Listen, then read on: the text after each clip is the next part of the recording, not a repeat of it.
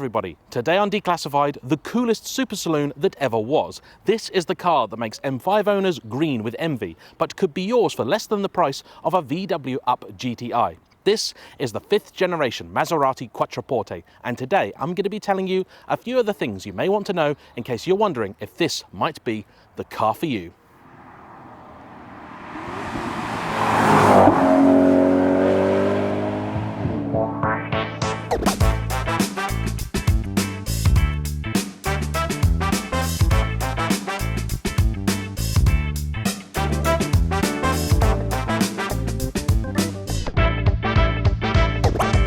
And ahead of today's video, I want to say a big thank you to our headline sponsor, Dodo, the car care product company who do care about their cars. I've been working for them now for just about 9 months, and not only do they have a fabulous range of brilliant products with everything from shampoos to wash mitts, but they're also one of the few firms out there that have a sense of style to match my own.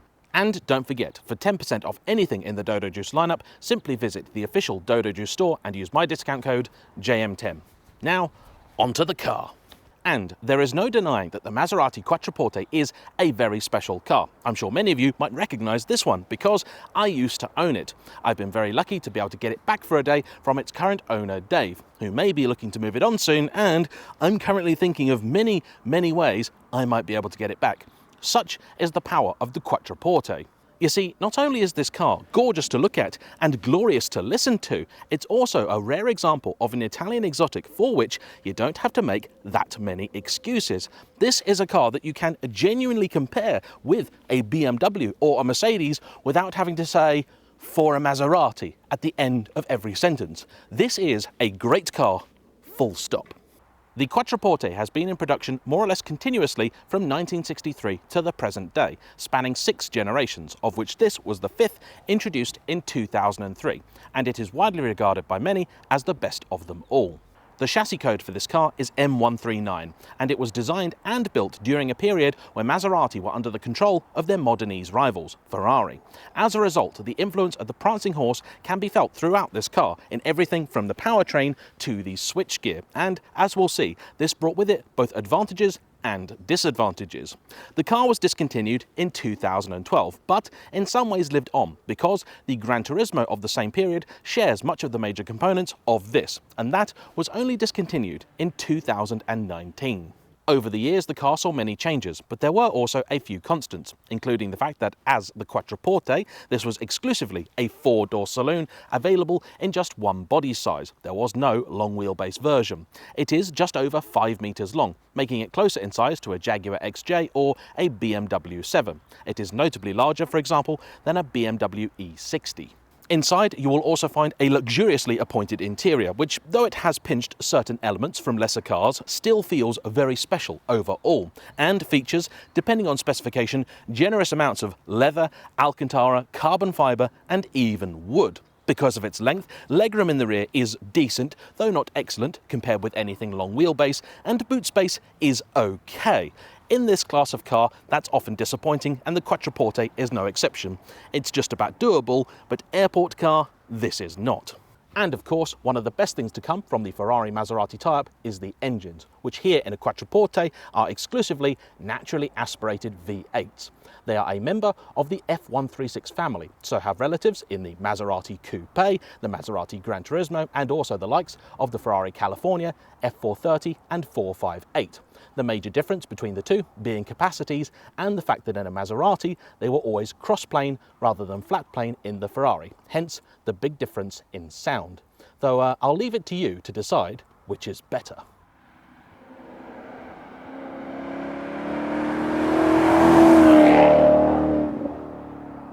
Power is sent exclusively to the rear wheels via a 6-speed gearbox, and these were never cheap cars, with this top-of-the-line Sport GTS having a retail price of £92,000 plus options. Here, as seen, it would have retailed at just under £100,000. And that, I suspect, is one of the many reasons that they were always an offbeat and unusual choice. 25,000 cars across 9 years equals only 1 year of 911 production. And I suppose there are many logical reasons for that. You could say that an S-Class is more luxurious and an M5 far faster, and you would be right in both cases. However, this is a car that possesses a near unique combination of talents, and it has a rarity, a sense of occasion, and a feel of being just a little bit different that I think will appeal to many.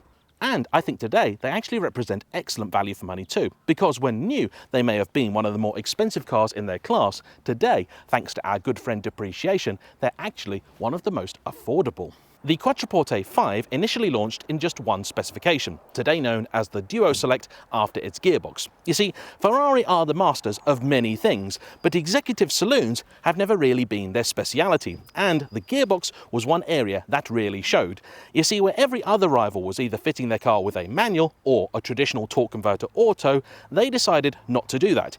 Instead, they fitted a semi-automated, robotized manual at the back of the car, which would be great for a nice low-weight, low-slung sports car, but in a 2-ton saloon wasn't exactly an ideal fit. Perhaps unsurprisingly, that gearbox was a major source of criticism for the early Quattroporte, both then and now. Not only did it give you a clutch which could wear, but it also was a system that was still somewhat in its infancy. So around town, it wasn't particularly smooth, and when you were having fun, it wasn't particularly fast either. Though it did bring one sole benefit. By having mounted it at the rear in transaxle configuration, here you had a 4-door executive saloon with a 53% rear weight bias. That's Italian priorities for you. The engine was another example of supercar design principles because it was pushed as far back and low down in the chassis as they could get it. It features an aluminium silicon block, quad cams, and the early ones were also dry sumped too. The 4.2-litre version the car launched with made 400 horsepower and 333 pound-foot of torque. That's 450 newton meters. That was enough to get this from 0 to 62 in just over 5 seconds, but this being Italian and not German, the top speed was not limited. It'd get on to 171. For 2005, Maserati introduced 2 new variants, the Executive GT and the Sport GT. The Executive GT gained a wooden steering wheel, luxury rear seats with ventilation, massage, picnic tables and window blinds. It also got 19-inch alloys and some extra chrome touches on the exterior.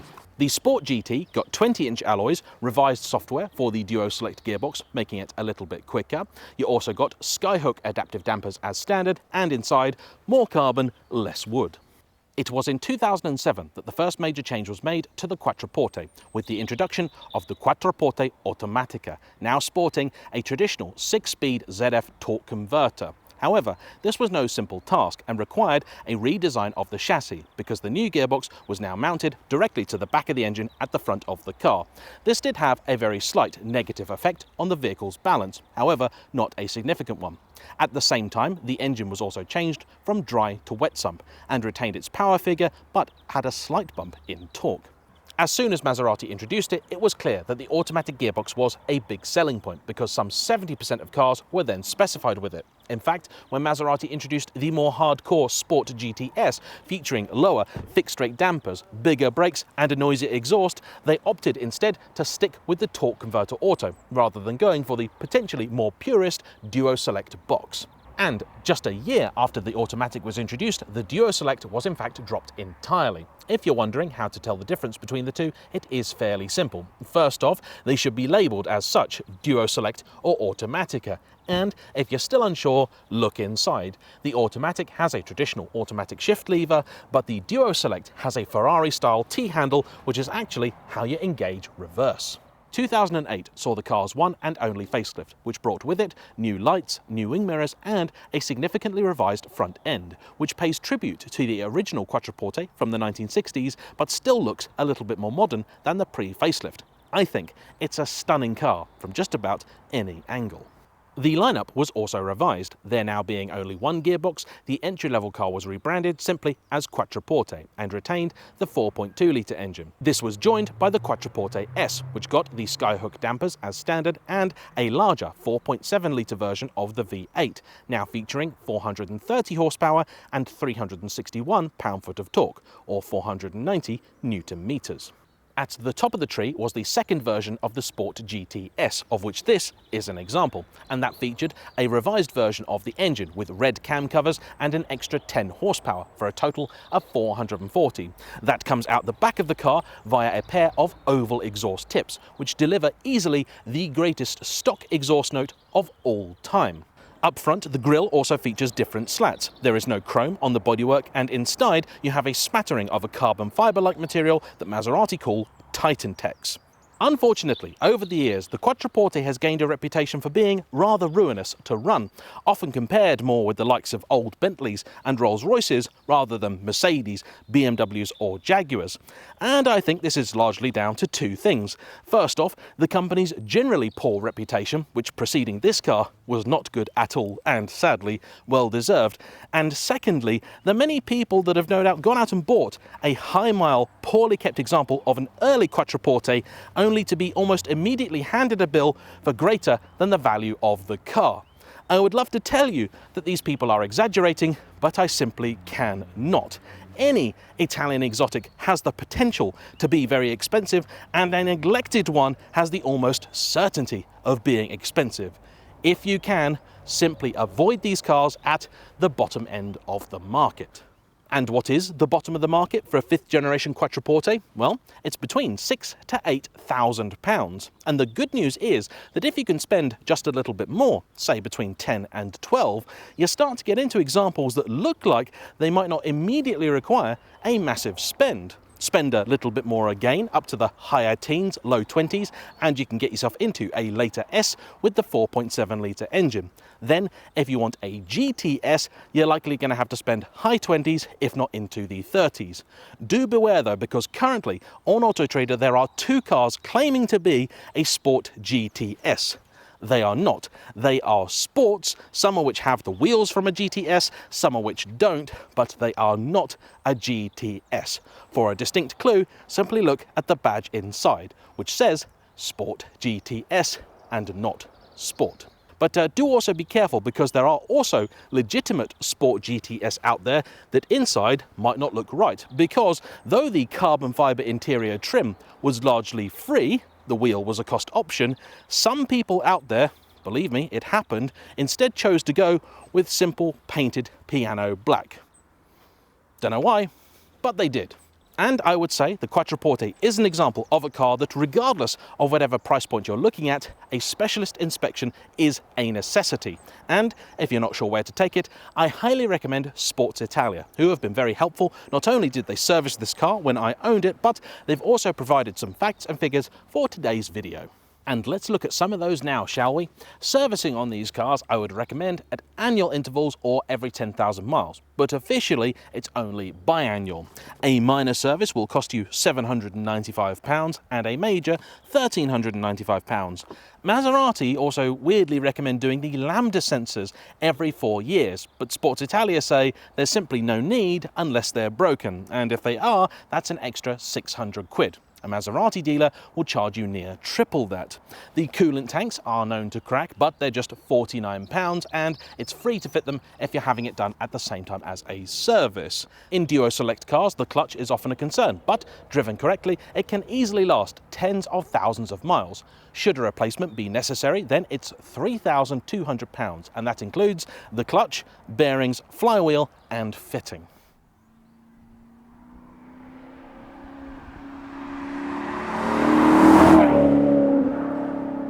Brake parts are unusually expensive on Maseratis, and I've never quite been able to work out why.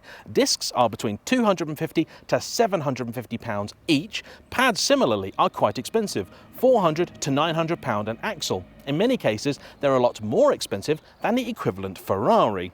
Tyres are not terrible, though it's highly recommended if someone hasn't already to ditch the factory fit Pirellis. They simply aren't that good, and they don't last that long either. Go instead for a set of Michelins. The car will perform better, still ride nicely, and it will last a lot longer. A whole new set should give you change from £1,000. Other common items include the front bushes, which can easily set you back over £1,000. An alignment is 200 quid. The window regulators like to fail, that's £600. Parking sensors, they're £100 each once you've painted them. The ABS hubs, about £1,000 for the front and £1,200 for the rear.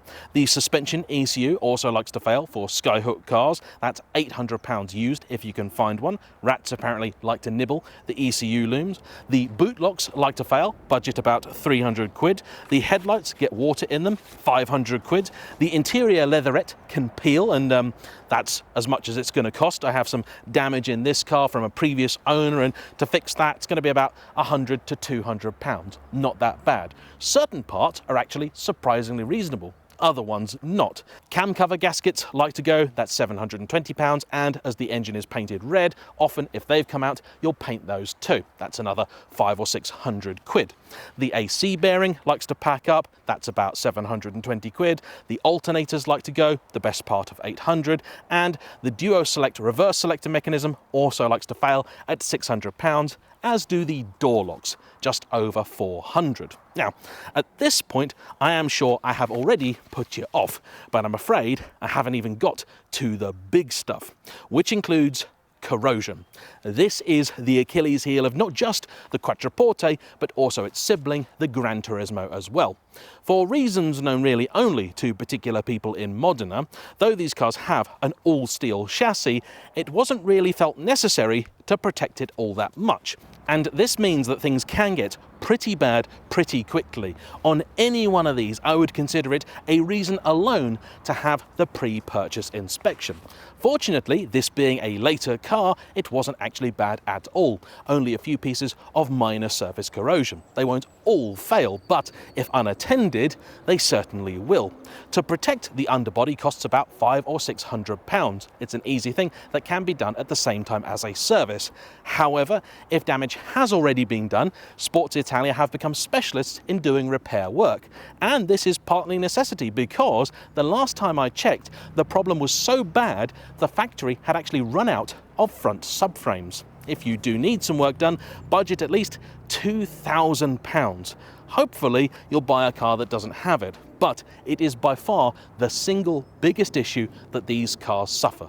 Other big items you're likely to encounter in the world of the Quattroporte, well, ball joints. Like many Ferraris of the time, these have an appetite for them. But unlike Ferrari, Maserati will not sell you individual pieces. Instead, you have to buy the entire arm, which is £1,000. And don't forget, the car has 4 corners and 2 arms on each, so it can get quite expensive quite quickly. In terms of the engine, the cars are generally pretty durable, but there are 2 issues you want to be aware of. First is universal, and that's the timing chain. Generally speaking, it shouldn't be an issue, but if the car starts to make an unusual noise, that may be a sign the chain needs replacing, and doing that is not a small job. Budget about £2,000. The one, though, that seems to scare people more affects only the earlier cars, the 4.2s, particularly the wet sumped ones, and that's the variator, which is part of the variable valve timing system. In short, over time they can fail, and the giveaway is when you start the car up, a horrendous knocking noise that sounds like somebody's dropped a spanner into it. If this isn't actually a problem yet, a preventative fix can be carried out for about £2,000. If the car has already developed the problem, rectifying that is going to cost you even more. Add another 1,500 quid. One of the many reasons I wanted a later Sport GTS is that is one of the many issues that had been solved by the time this car was built. Unfortunately, one which was not, and again common with Ferrari, is the sticky switches you get inside, where you find the material on various pieces of trim just sort of melting in your hands. In this car, the worst affected item is actually the sunroof control. Doesn't look very good, and the fix can vary. Some people simply like to rub it down with some alcohol, which is cheap, works, and can be done as DIY, but it leaves you with a finish that isn't correct and doesn't feel right. The rubber coating does actually do something and does make the car feel just that little bit more upmarket. There are companies out there like Sticky RXRF over in the States who can recoat these properly, but doing so is not cheap. If you want to do a full interior, it can be several £1,000s. Fuel economy is also not a Maserati strong point. Expect very high teens or around 20 as an average, with it being in low teens around town, but on a run 25 to 26 is achievable. In good news, Maserati at least had the good sense to install a massive fuel tank, 95 litres, meaning the car does have good range. In fact, on one trip I achieved 460 miles between fill-ups, and that is impressive. Makes this a very, very good Grand Tourer.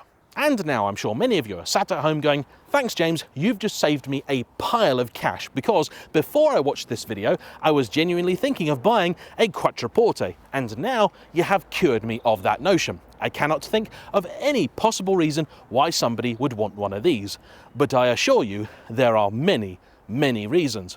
As you already know, this car was once mine and now belongs to a good friend, Dave. Both he and I came to the same conclusion regarding this car. It isn't the most expensive we've owned, it isn't the most luxurious that we've owned, and it certainly isn't the fastest, but it is easily one of the most memorable. It's a car that really gets under your skin, and one of the things that was the biggest surprise to me about owning it was just how much other people love it too.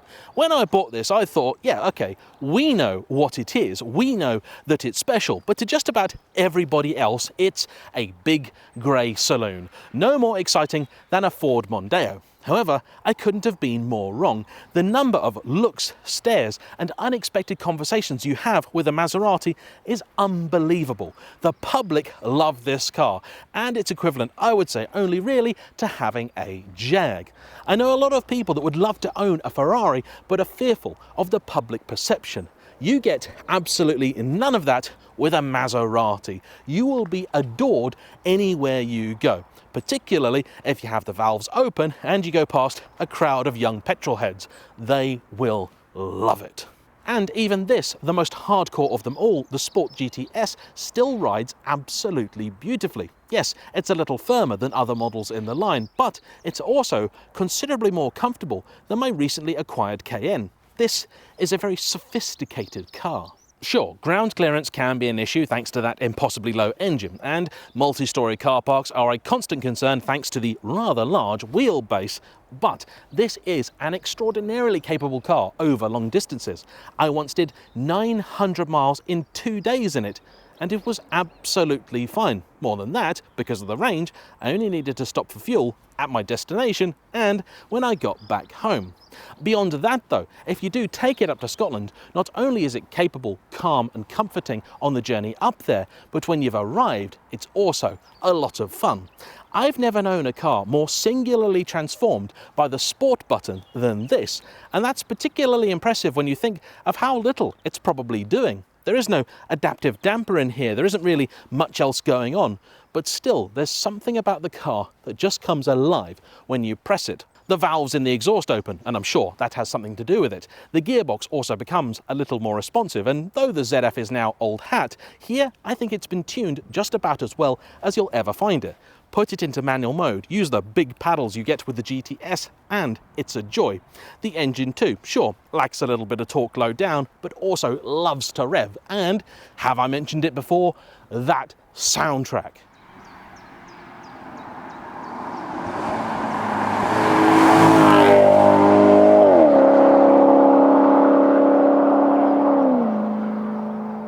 It's heaven. Perhaps though the best part of the whole package is the steering, which is also the weirdest, because if you were to drive this car round town in normal mode, you would be totally forgiven for saying it was terrible. The steering has no feel, the car doesn't respond, it's slow, it's dreadful. But trust me, put it in sport mode, the throttle becomes more responsive, the gearbox also, and the steering, once you get to 50-60 mile an hour, this sort of cloud of indistinct vagueness goes away and reveals a beautifully communicative helm that is easily the best in any car in its class. An S-Class cannot hold a candle to the way that this drives, and you'll find yourself going down a country road at only 60 mile an hour, yet with a smile like a Cheshire cat. That is the power of the Maserati Quattroporte. I do still totally understand anybody going for the more obvious choice of an M5, an S-Class, or even an Audi S8. They are certainly going to be easier cars to own. But as Italian exotics go, this is probably going to be the most livable you're likely to find. It's a gorgeous car and, I am told by Jason Camissa, a proven aphrodisiac. Don't believe me? Check out his excellent video. He's another fan of the 5th gen Quattroporte and does, I think, a better job than me of explaining quite why it's so special. This is a car that exudes charm, personality, and if those are things that you value in a car, this is the 4-door saloon for you. And if you are the sort of person that thinks those are words simply to excuse poor build quality, then no, it probably isn't. It still has its fair share of quirks, like the fact that if you have the steering wheel at a certain angle, you cannot put the indicators on, the fact that the parking sensors are on a part-time basis only, and there are other random things you'll find too, like the fact that the infotainment is totally and completely baffling. Although on that front, this example now is a little bit more modern than most because it has, hidden in the menu, Apple CarPlay and Android Auto, courtesy of a system fitted by Sports Italia for just over £1,000, meaning that this is now a car that you genuinely can use day to day with all of the modern functionality you'd expect of anything else. And that actually makes this, for me, a more usable car than its successor, which overall is regarded as not quite as good. It's much heavier, much larger, it's 5.3 meters long, so a class up. The new Ghibli actually is the same size as this. Though the engines are potent, they just don't have the charisma of this, and the interior, though in some ways more modern, just doesn't feel anywhere near as bespoke. This is one of those cars that represented a singular point in time that feels as much like a happy accident as anything else. That, I suppose, is the appeal and also the annoying thing about Italian cars. But rather than lament what they got wrong, instead, I prefer to celebrate what they got right. And here, it was a lot more than they got wrong. In fact, I think the Quattroporte 5 is a very rare example of a car that is both special enough to be used just at the weekends or for sunny days out, and decent, reliable and usable enough that you could daily it too. And there's not a lot I can say that for. In terms of rivals then, well, if we call this a £25,000 car, I suppose the obvious would be a BMW M5, which for that money you could get in either E39 guise with the nice naturally aspirated V8 and a manual, or if you wanted to be brave, you could get an E60 with the thunderous V10 and the generally unloved SMG. Both of these are fine cars, but for me, do lack that specialness that the Maserati has. They are essentially a hotted up 5 Series. Every Quattroporte is a little more bespoke, a little more special, and admittedly, that will bring both good and bad. Anyone willing to buy a Maserati would almost certainly be willing to buy a Lexus, so there I'd say that you could look at the GSF.